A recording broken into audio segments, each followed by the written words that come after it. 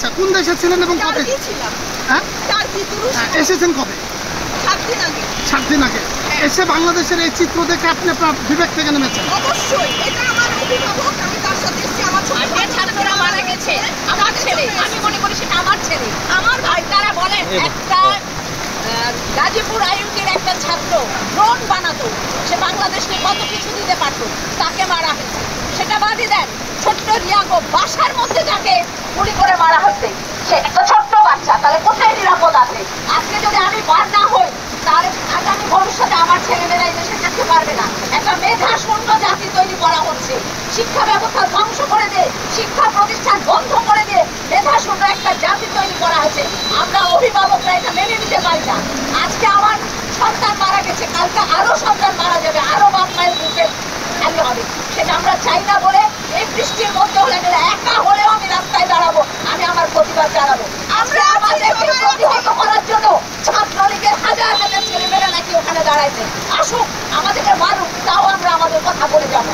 আজকে বাসার মধ্যে একটা গৃহবধূ আপনারা দেখেছেন যে সে শুধু তার বাচ্চাকে ঘুম পাড়িয়ে বারান্দায় দাঁড়িয়েছে।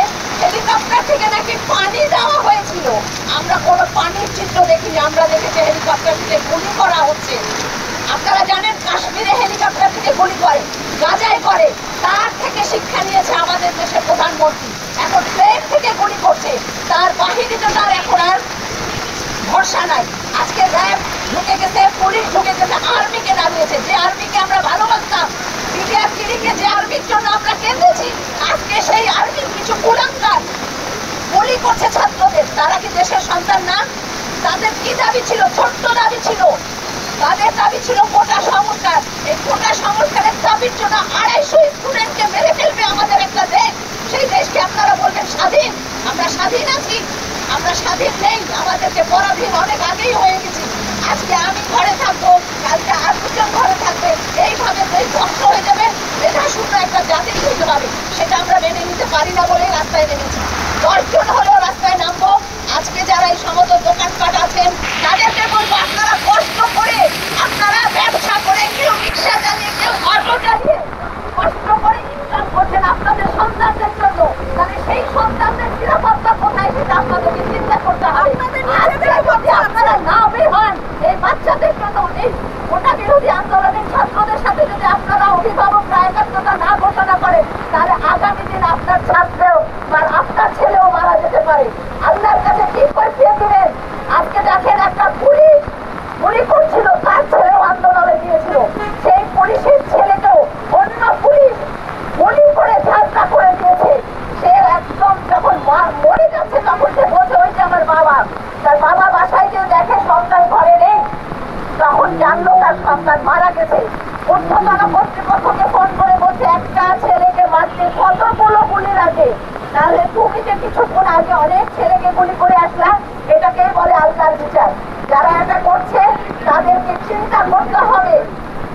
আমরা বলি চোরের 7 দিন গৃহস্থর 1 দিন, এখন সেটাই হয়েছে। আজকে আমাদের দেশের জনগণ বাঁধ ভাঙা হয়ে নেমে আসছে। আজকে বৃষ্টির জন্য হয়তো আমাদের অনেক মা বোনরা আসতে পারেনি, আমাদের এখানে আসার কথা ছিল, কিন্তু আমরা বলছি একজন হলেও আমরা এই প্রতিবাদটা করে যাবো। স্বাধীন বাংলাদেশে স্বাধীন মত প্রকাশের অধিকার সবার আছে। যেহেতু আমাদেরকে মত প্রকাশ করতে দিচ্ছে না, তার মানে আমরা স্বাধীন নই। আমাদের দেশ স্বাধীন না। যে দেশে স্বাধীন না হয়, যে দেশে কোনো গণতান্ত্রিক ভাবে নির্বাচন না হয়, যে দেশে পাখির মতো গুলি করে মানুষ মারা হয়, তাদের কোনো জবাবদিহিতা নাই, কারণ সে ভোট করে ক্ষমতায় নাই। যেহেতু তাদের কোনো জবাবদিহিতা নাই, সেই জন্য তারা পাখির মতো গুলি করে 250 স্টুডেন্ট মেরে ফেলতে পারছে।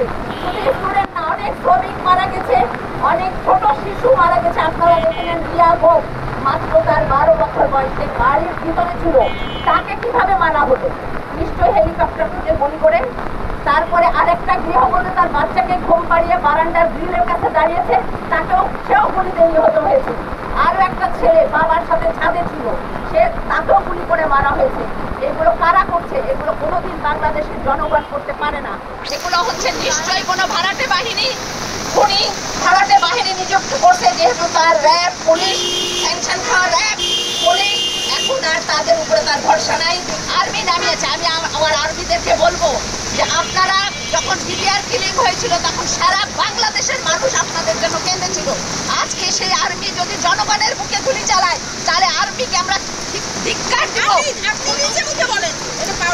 থুতু ফেলে দিব। আমরা সুস্পষ্টভাবে বলতে চাই যে এই বৃষ্টিতে আমরা দাঁড়িয়েছি আমাদের সন্তানদের জন্য। আজকে এই যে প্রতিবাদ থেকে আপনি এই জাতির জন্য বার্তা দিতে চাচ্ছি যে আমাদের সন্তানদের ভবিষ্যতের জন্য সবাইকে নামতে হবে এক দাবি নিয়ে। আমরা একটা গণতান্ত্রিক সরকার চাই, আমরা এই স্বৈরাচারী সরকার চাই না।